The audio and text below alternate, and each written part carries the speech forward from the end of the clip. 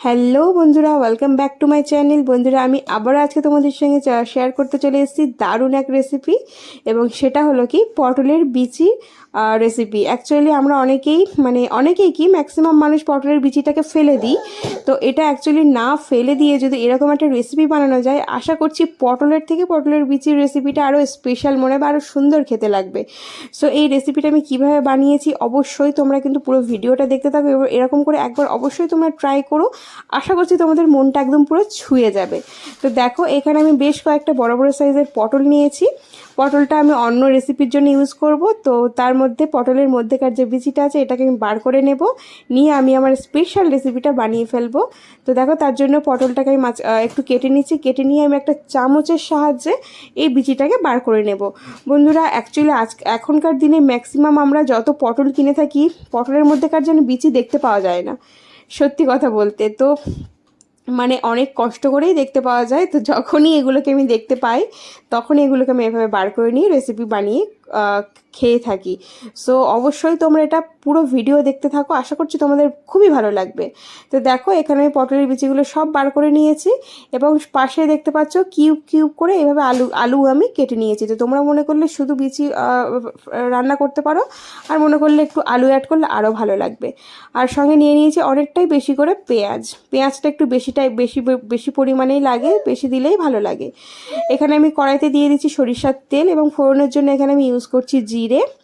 দিয়ে খুব ভালো করে একটু নাড়াচাড়া করে নিচ্ছি। তো এখানে তোমরা পেঁয়াজটা যত দেবে বন্ধুরা, একটু মিষ্টি মিষ্টি ব্যাপারটা চলে আসবে, এবং খেতেও খুবই সুন্দর হয়। তো এর মধ্যে আমি দিয়ে দিচ্ছি পেঁয়াজটা একটু নাড়াচাড়া করে নেব। অ্যাকচুয়ালি পেঁয়াজটা আমি খুব বেশি ফ্রাই করব না, তো একটু হালকা করে নাড়াচাড়া করে নিচ্ছি।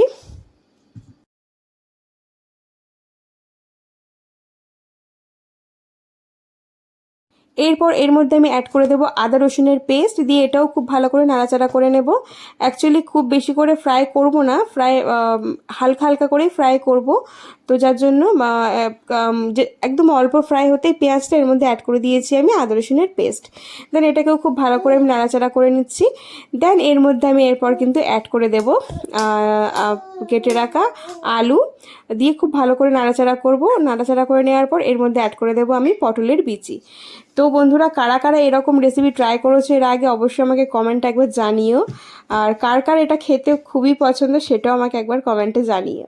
তো দেখো, আলুটাও খুব ভালো করে নাড়াচাড়া করে নেওয়ার পর এর মধ্যে আমি অ্যাড করে দিচ্ছি পটলের বিচি, দিয়ে এটাকেও খুব ভালো করে একটু নাড়াচাড়া করে নিচ্ছি। এবং দেখতেই পাচ্ছ পটলের বিচিটা অনেকটা আস্তে আস্তে লাগছে, তার জন্য একটু ঘেটে ঘেটে টাইপ দিচ্ছি। দেন এর মধ্যে আমি দিয়ে দিচ্ছি কাঁচা লঙ্কা কুচি। লঙ্কাটা তোমরা তোমাদের যার যেমন পছন্দ তেমন অ্যাড করো, তবে একটু ঝাল ঝাল হলে যেন আমার খেতে খুবই ভালো লাগে। তো যার জন্য একটু কাঁচা লঙ্কা অ্যাড করেছি এর মধ্যে, দিয়ে খুব ভালো করে নাড়াচাড়া করে নিলাম।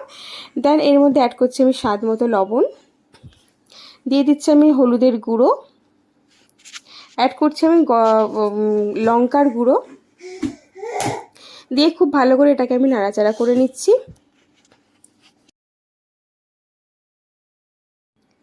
এরপর এর মধ্যে আমি অ্যাড করছি ধনের গুঁড়ো, দিয়ে খুব ভালো করে এটাকে নাড়াচাড়া করে নেব। দেন এর মধ্যে আমি জল অ্যাড করব। খুব বেশি জল এখানে আমি অ্যাড করছি না, এবং এই রান্নাটা কিন্তু পুরোপুরি মিডিয়াম টু এই সময় থেকে ফ্রাই যতক্ষণ না জলটা দিচ্ছি তখন পর্যন্ত আমি নর্মাল আঁচেই রান্না করব। যখনই জল দেবো তখন কিন্তু আমি মিডিয়াম টু লো ফ্লেম করে দিয়ে এটাকে ফ্রাই করব। খুব বেশি কিন্তু জল এখানে ইউজ করছি না, আমি একদম অল্প পরিমাণে জল ইউজ করেছি, তোমরা দেখে বুঝেই গেছো। এবং এটাকে পুরোপুরি চাপা দিয়ে দিয়ে আমি রান্না করব। তো দেখতেই পাচ্ছ খুব সুন্দর করে জলটা শুকিয়ে গেছে, এবং এটার মধ্যে তেলটাও ছেড়ে দিয়েছে। ঠিক এইভাবেই এটাকে আমি পুরোপুরি ফ্রাই করব।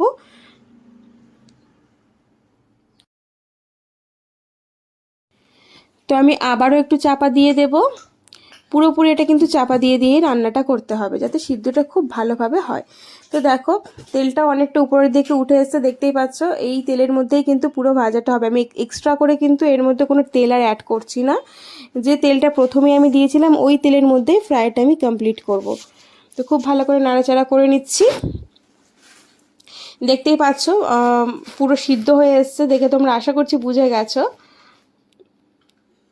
দেখো, একদমই আলুটা সিদ্ধ হয়ে এসছে। সো একদমই রেডি হয়ে এসছে। তোমরা চাইলে একটু বেশি ফ্রাই করতে পারো, চাইলে অল্প ফ্রাই করতে পারো। তো খুব বেশি ফ্রাই করতে লাগে না, একটু হালকা ফুলকা ফ্রাই করলেই হয়। বেশি ফ্রাই করলে যেন খুব একটা খেতে ভালো লাগে না। তো দেখো আমি ঠিক এরকমই ফ্রাই করে একদম ডান করে দিয়েছি। তো অবশ্যই তোমরা এই রেসিপিটা একবার ট্রাই করো, ট্রাই করে আমাকে জানিও। যারা যারা এখনও পর্যন্ত এরকম এই রেসিপিটা ট্রাই করোনি তারা অবশ্যই একবার ট্রাই করো। আশা করছি তোমাদের খুবই ভালো লাগবে, খুবই ভালো লাগবে। তো চলো, যদি ভিডিওটা ভালো লাগে অবশ্যই একটা লাইক, কমেন্ট এবং শেয়ার করে দিও। এবং যারা যারা এখনও পর্যন্ত আমার চ্যানেলটিকে সাবস্ক্রাইব করোনি, চ্যানেলটিকে সাবস্ক্রাইব করে পাশে থেকে বেল আইকনটি প্রেস করে দিও। এবং যারা যারা আমার ভিডিওটা ফেসবুক পেজ থেকে দেখছো অবশ্যই আমার পেজটিকে ফলো করে নিও। তো চলো, সবাই খুব ভালো থেকো, সুস্থ থেকো। দেখা হচ্ছে আবার নেক্সট অন্য কোনো রেসিপির সঙ্গে। চলো, টাটা।